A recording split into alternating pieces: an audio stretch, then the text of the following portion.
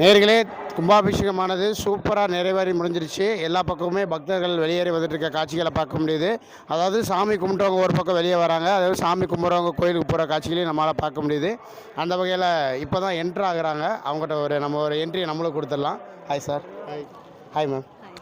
வணக்கம். உங்களோட பேர் சொல்லுங்கள். என் பேர் வந்து அருள்மொழி. ஸோ நான் தென்காசி தான். நான் படித்து பிறந்து வளர்ந்த ஊர் எல்லாமே தென்காசி தான்.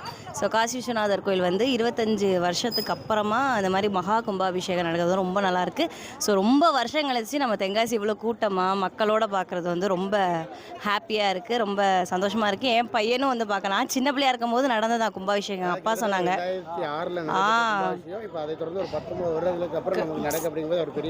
ஆமாம் ஆமாம் ஆமாம். இன்னொரு விஷயம் என்னென்னு பார்த்தீங்கன்னா, நம்ம தென்காசி அப்படி எடுத்துக்கிட்டோம் அப்படின்னா 2 விஷயம். ஒன்று வந்து நம்ம குழு குற்றாலம், அடுத்து சொல்கிறதுனா அந்த தென்றல் காற்று வீசக்கூடிய நம்முடைய காசி விஸ்வநாதர் டெம்பிள் தான்.